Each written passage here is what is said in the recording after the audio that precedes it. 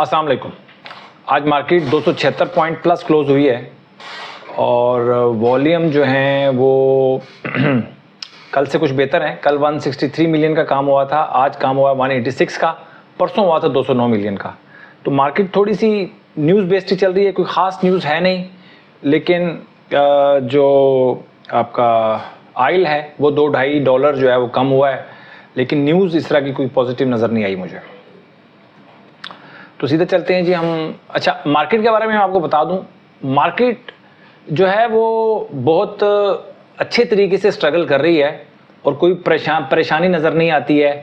तो मार्केट का रुझान तो मुझे ये नज़र आ रहा है कि मार्केट बेहतर होना चाहती है, बहुत अच्छा होना चाहती है, लेकिन कुछ हालात का इंतज़ार कर रही है। तो मार्केट में कुछ प्रॉब्लम नज़र नहीं आ रही मुझे इस तरह की। अब हम सीधा चलते हैं जी हम अपनी रिपोर्ट की तरफ।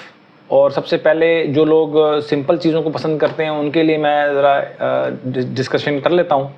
सबसे पहले तो ये कैटेगरीज़ की रिपोर्ट है, वो आप देख लें। इसको थोड़ा सा मैं बड़ा कर देता हूँ ताकि जो आपके पास ये स्टॉक्स अगर हों भी तो आप उनको देख सकें। ठीक है जी, ये आप देख लें। इनको मैंने थोड़ा बड़ा कर दिया है, आपको नज़र आ रहे होंगे, मुझे बताने की ज़रूरत नहीं है। तो अब सीधा चलते हैं। आज जो नए ए में आए हैं, जो ए कैटेगरी में, वो PSX है, वेव्स ऐप है, फैसल बैंक, और ए से ए प्लस में जो आया है वो FCEPL है। ठीक हो गया जी। अच्छा, इसके बाद जो न्यू एंट्रीज हैं एमर्जिंग में, वही ASL है, HCAR, ILP, image, PSX, Waves app, Meezan Bank. Meezan Bank की एक नई एंट्री हुई है आज, ठीक है। और TPLP ये भी पुराना है, सिर्फ एक मीज़ान बैंक नया आया है इमर्जिंग स्टॉक्स के अंदर। बुलिश के अंदर जो है वो बुलिश में FCEPL नया ऐड हुआ है, पाक ऑयल फील्ड पुराना है, JHNI भी पुराना है, PTC भी पुराना है। JHNI और PTC कैटेगरी B में से हैं। इमर्जिंग के अंदर JVDC जो है वो कैटेगरी A से उठ के कैटेगरी B में चला गया है। इसका मतलब है कि ये आपको आवरली टाइम फ्रेम पे मिल सकता है। अच्छा, एक्सट्रीम बुलिश में TPL है और TPLT एक्सट्रीम बुलिश है बट कैटेगरी B में चला गया है। इसका मतलब है कि आवरली टाइम फ्रेम पे ये काबू में आ गया है। अब आप इसको जब हम इसका देखेंगे चार्ट, देखें जब ये कैटेगरी A से कैटेगरी B में आया ना, इसका मतलब है मुझे अब चार्ट देखने की जरूरत नहीं है, मुझे पता है कि ये आवरली टाइम फ्रेम पे काबू में आ गया है। अब आप इसमें आवरली टाइम फ्रेम पे इसमें एंट्री ले सकते हैं। ठीक हो गया। तो अब ये सिंपल बातें हो गई हैं ख़त्म। थोड़ा सा हम टेक्निकल एनालिसिस कर लेते हैं। अब चार्ट पे हम सबसे पहले मैं TPLT को डिस्कस करूंगा। देखें डेली टाइम फ्रेम पे ये तकरीबन दूसरा दिन है, प्रेशर में है और ये इसकी कैटेगरी A से कैटेगरी B में चला गया है। तो मैं इसको आवरली टाइम फ्रेम पे देखूंगा तो मुझे नज़र आ जाएगा कि ये RSI इसकी पहुंच गई है 46.60 पे। तो इसका मतलब ये है कि आप जिस कैंडल पे भी आवरली टाइम फ्रेम पे 65 की RSI क्रॉस करके क्लोज होगा, आपने अब इसको उस वक्त बाय करना है। तो देखें, अगर आप शॉर्ट टर्म ट्रेडिंग करना चाहते हैं और फिर आप चार्ट नहीं देख सकते या फिर आवरली टाइम फ्रेम का नहीं पता आपको और आवरली टाइम फ्रेम पे एंट्री नहीं ले सकते, तो फिर आप शॉर्ट टर्म ट्रेडिंग ना करें। आपके लिए बहुत बेहतरीन मशवरा मैं आपको दे रहा हूँ। अगर आप चार्ट नहीं देख सकते, आवरली टाइम फ्रेम को ट्रैक नहीं कर सकते और आवरली टाइम फ्रेम पे एंट्री नहीं ले सकते, फिर आप शॉर्ट टर्म ट्रेड छोड़ दें। इसलिए कि TPLT को आप डेली टाइम फ्रेम पे बहुत देर हो चुकी है। अब अगर आपने एंट्री लेनी है तो आवरली टाइम फ्रेम पर ही एंट्री मिल सकती है आपको। डेली टाइम फ्रेम पे एंट्री बहुत लेट मिलेगी आपको, बहुत देर हो जाएगी उस वक्त तक। तो इसलिए आपको थोड़ा बहुत चार्ट को पढ़ना, रीडिंग करना, थोड़ी बहुत समझ होनी चाहिए, थोड़ी बहुत। मैं बहुत ज़्यादा ये नहीं कह रहा कि आपने मास्टर होना है, कुछ भी नहीं करना, सिर्फ आपको पढ़ना आना चाहिए। इसके बाद है जी TPLT। अच्छा, अच्छे स्टॉक्स हैं वो भी मैं बता। TPLT, FCEPL, Meezan Bank, JVDC, PSX, इस वक्त तो मुझे ये अच्छे लग रहे हैं स्टॉक्स।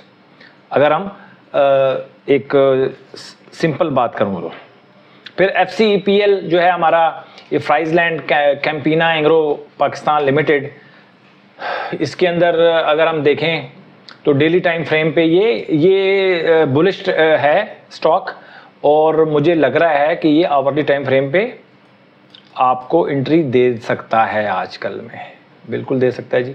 आज जो क्लोज हुआ है 112 रुपये 94 पैसे, कल अगर ये 112 रुपये 94 पैसे से ऊपर ओपन होता है या मिलता है आपको, इस 112 रुपये 94 पैसे से ऊपर आपने इसको बाय करना है, ठीक है। और डेली टाइम फ्रेम पे अभी हम देखते हैं तो डेली टाइम फ्रेम पे अभी इसकी एंट्री बनी नहीं है, नहीं बन गई है। डेली टाइम फ्रेम पे भी इसकी बन गई है, बिल्कुल बन गई है। 112 रुपये 94 पैसे से ऊपर आप इसको बाय कर सकते हैं FCEPL को। ये मुझे अच्छा लगता है स्टॉक अकॉर्डिंग टू लाइंस, जो आप ग्राफ है ना इसके मुताबिक। अच्छा जी, मीज़ान बैंक की बात करूं तो मीज़ान बैंक के अंदर मीज़ान बैंक इमर्जिंग स्टॉक है जी। एक आध दिन आपको रुकना पड़ेगा, तो इसकी अभी अलर्ट कैंडल बनी नहीं है, ठीक है। इसके बाद है जी मेरे पास JVDC एक अच्छी मूव चलाने के बाद थोड़ा सा डिप्रेस नज़र आ रहा है मुझे। परसों भी ये 157 तकरीबन हाई लगा था और 150 पे क्लोज हुआ था।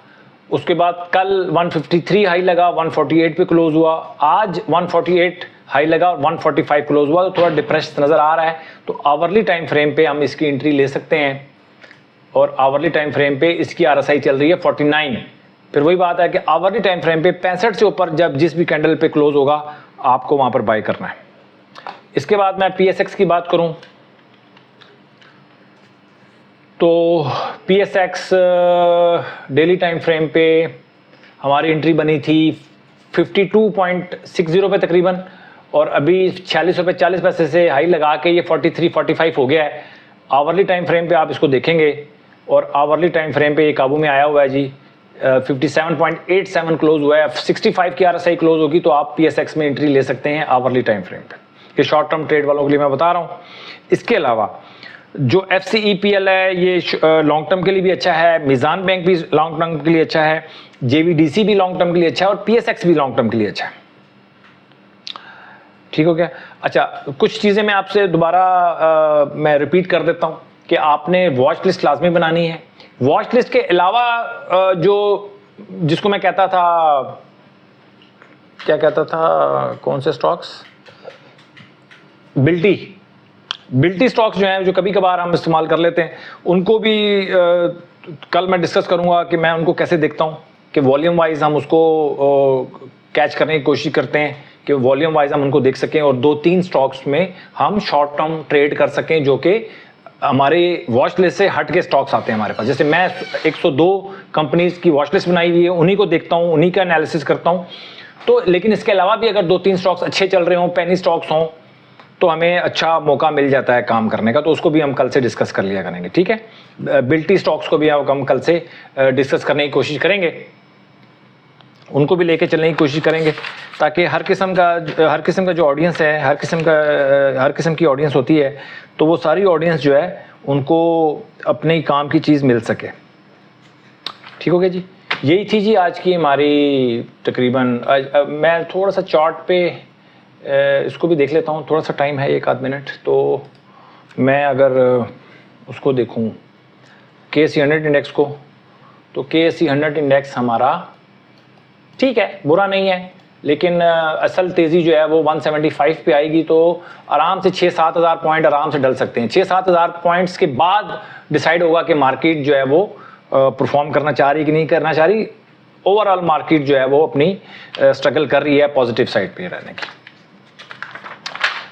फिलहाल आज के लिए इतना ही है जी। अपना बहुत ख्याल रखें। उम्मीद है कि मैंने कुछ चीज़ों को मज़ीद समराइज़ कर दिया है, इससे आपको फ़ायदा होना चाहिए, और आप अपना तरीका बताएंगे। अच्छा, सेलिंग का तरीका आपने खुद अपना डिज़ाइन करना है कि आपने सेलिंग कैसे करनी है, कि आप आजकल 6% स्टॉप लॉस के साथ 12% पे निकलना चाह रहे हैं, या 12% प्रॉफिट आपको हो जाता है तो आप 12% पे नहीं निकलते, 6% का इंतज़ार करते हैं कि नीचे 6% आ जाए तो 6% पे निकलें।